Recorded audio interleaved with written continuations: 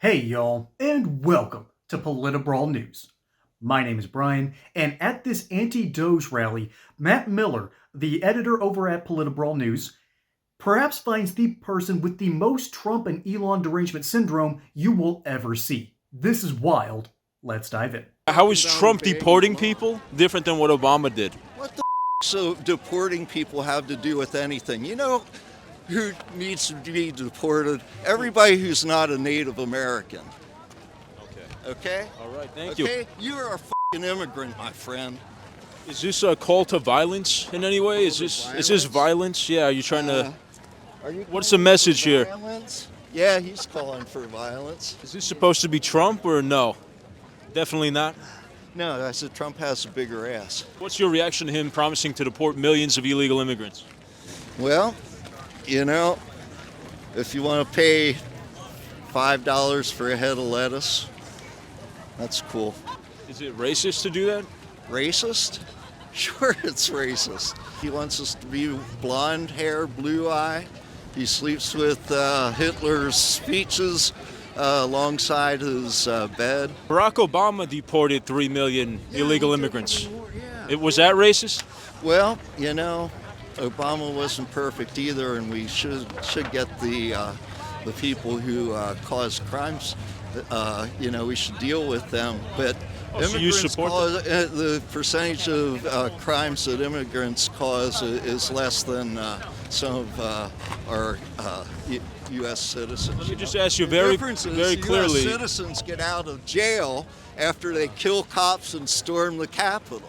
Let me just ask you very clearly, was Obama racist and xenophobic for deporting those people? He was racist and xenophobic. He deported 3 million illegal immigrants. Well, he was upholding the law, I guess. So what's Trump doing then? Well, he's doing it without upholding the law. How is Trump deporting people different than what Obama did? What the so deporting people have to do with anything? You know who needs to be deported? Everybody who's not a Native American.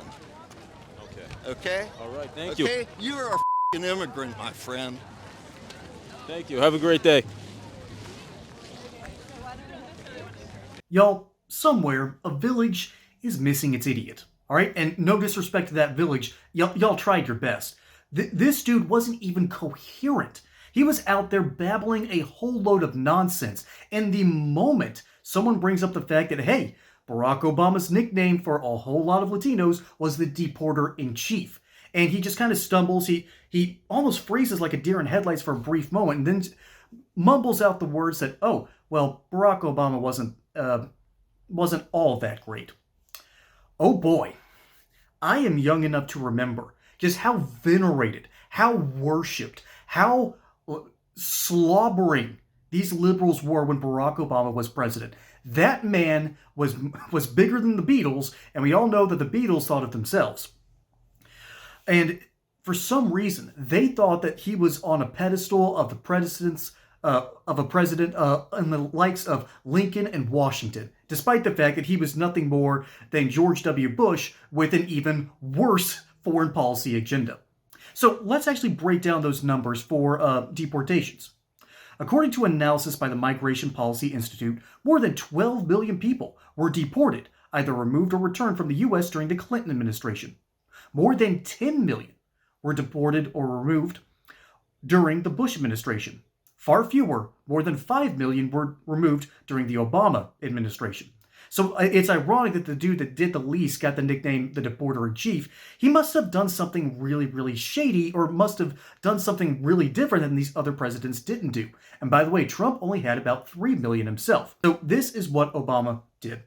Obama used executive action to temporarily give protected status to undocumented people who arrive in the U.S. as children and curb deportations from the interior states of the country.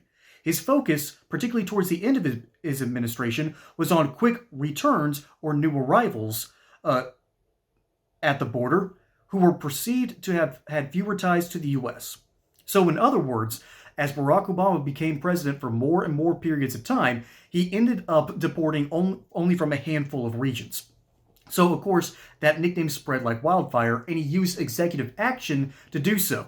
I guess executive action is good when the Democrats do it, but when the Republicans use that to create something like Doge, they lose their minds. And you know what? I don't blame them for losing their minds, because so many of these liberals are realizing that the gravy train is over. The ride is over. Get off the train. We are tired of serving a whole lot of people that don't really work here. Okay? So these people, for some reason, are defending the federal government bloat, waste, fraud, and abuse, you name it, and all because Elon Musk is on board with his Department of Government Efficiency, these lefties who have been so worshiping of Barack Obama, so angered by the thought of Donald Trump, and so just confused by the fact that Kamala Harris lost. Of course, they're losing their minds, and the government workers aren't exactly happy either.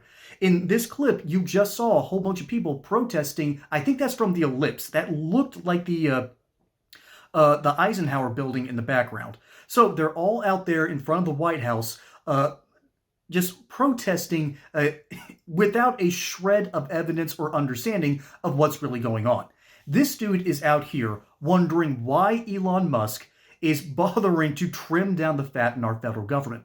This dude also, for some reason, thinks it's a good idea to put a noose around a doll that looks like Elon Musk, put a MAGA hat on him, and drag him through the streets. Y'all, that by definition is a call to violence. Oh, and speaking of violence, on that certain cold day in January, when people were goaded into the Capitol building, there were no cop casualties.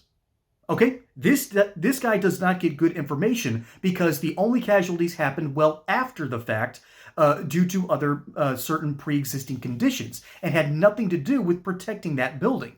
So this guy does not get good information, all right? He has accepted a bunch of lies that continue to get spread, and I'm very thankful that we have something called community notes, all because Elon Musk bought Twitter and took the playground of the left, took the playground of the liberals, and arguably the playground of the FBI and CIA, who were burying the stories about the Hunter Biden laptop scandal. Literally, the FBI and CIA took Silicon Valley aside and told him, if you print those stories, there might be consequences. I suggest you work with us.